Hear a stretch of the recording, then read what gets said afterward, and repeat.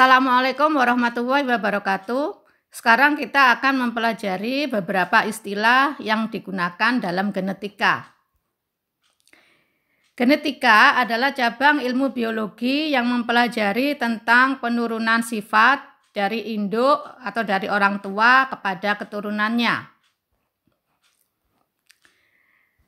Yang pertama, gen. Ini adalah merupakan rangkaian dari DNA, terletak di dalam kromosom dan menentukan sifat-sifat menurun.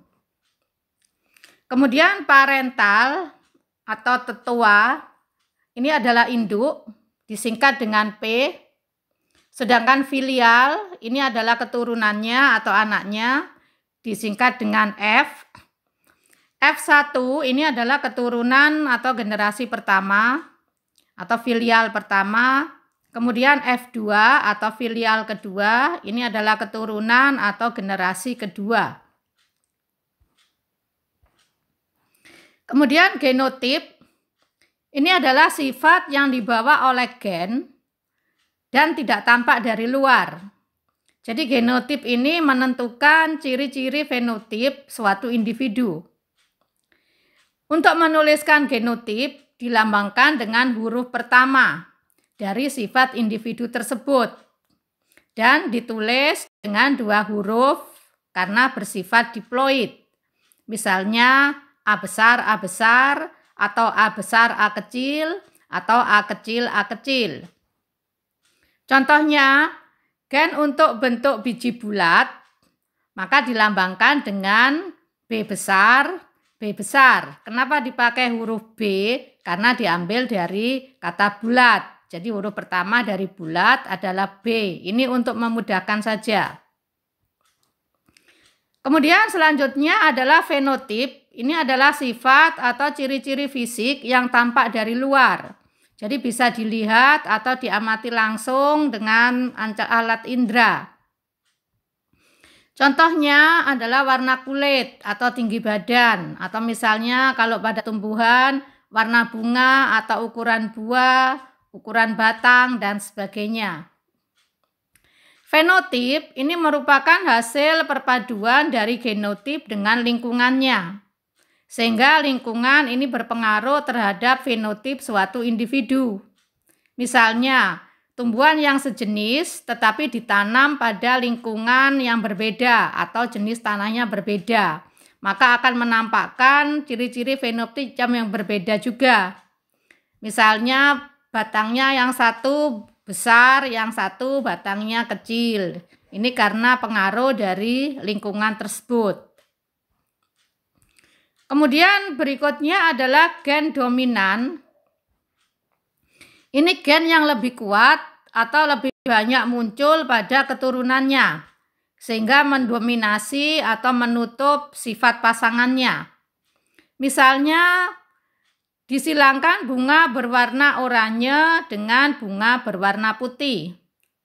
Keturunannya berwarna oranye, maka warna oranye ini mendominasi atau menutup dari warna putih, sehingga dikatakan warna oranye adalah dominan.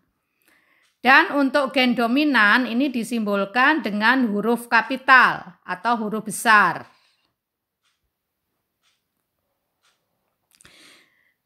Selanjutnya gen resesif, ini kebalikan dari gen dominan. Ini menunjukkan sifat yang lemah atau ciri-ciri yang sedikit muncul pada keturunannya karena tertutup oleh sifat pasangannya. Jadi ini sifat yang dikalahkan. Misalnya bunga berwarna putih disilangkan dengan bunga berwarna ungu. Keturunannya berwarna putih. Nah, maka warna ungu ini dikatakan warna yang resesif atau yang kalah karena tidak muncul pada keturunannya. Untuk penulisan gen resesif ini dituliskan dengan huruf kecil. Sifat intermediat ini adalah sifat yang sama-sama kuat yang muncul pada keturunannya, sehingga dapat menimbulkan sifat baru yang berbeda dengan induknya. Misalnya disilangkan bunga warna putih dengan bunga warna merah. pada warna putih dan warna merah ini tidak ada yang dominan, tidak ada yang resesif. Sehingga tidak ada yang dikalahkan dan tidak ada yang mengalahkan. Jadi kedua warna ini sama-sama kuat muncul pada keturunannya. Sehingga perpaduan dari merah dan putih ini akan timbul warna baru, yaitu warna merah muda yang tidak ada pada induknya.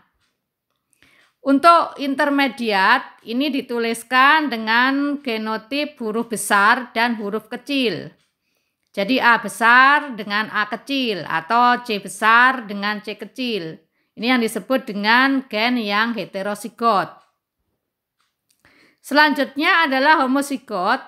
Ini pasangan gen yang sama. Homozigot dominan ini dituliskan dengan keduanya menggunakan huruf kapital atau huruf besar.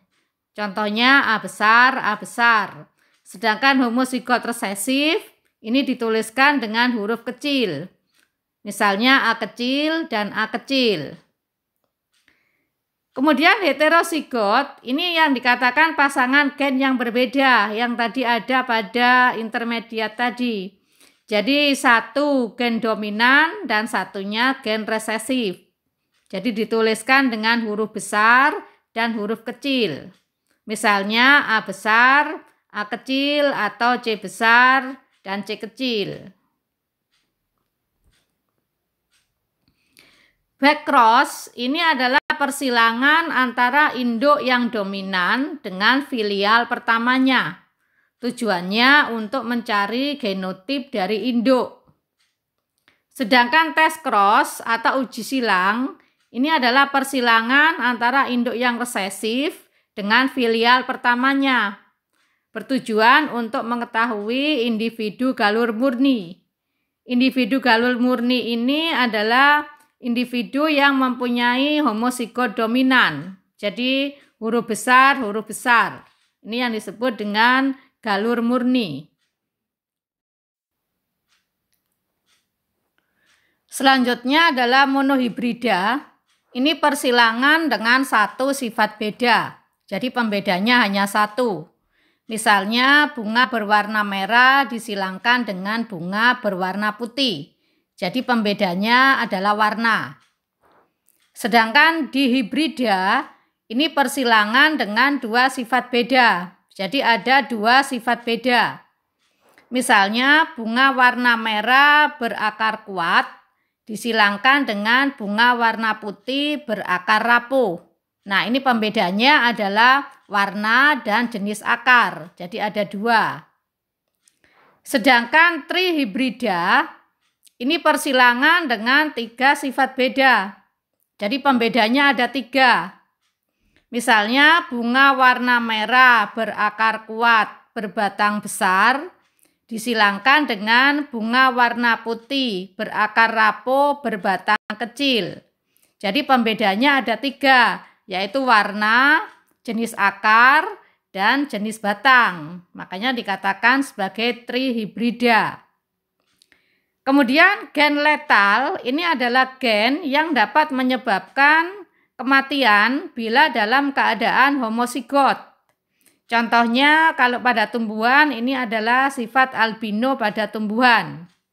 Jadi tumbuhan yang albino yang tidak mempunyai klorofil, maka dia tidak akan bisa untuk bertahan hidup.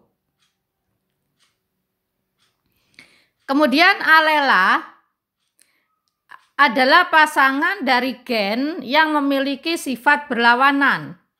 Jadi alela ini merupakan variasi atau bentuk alternatif dari suatu gen.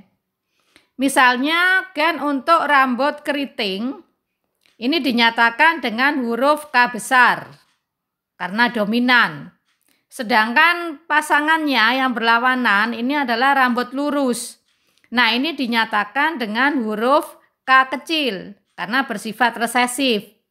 Maka antara gen K besar dengan gen K kecil ini merupakan alela. Demikian beberapa macam istilah yang diperlukan untuk proses pewarisan sifat. Semoga bermanfaat. Mohon maaf atas segala kekurangan. Saya akhiri. Wassalamualaikum warahmatullahi wabarakatuh.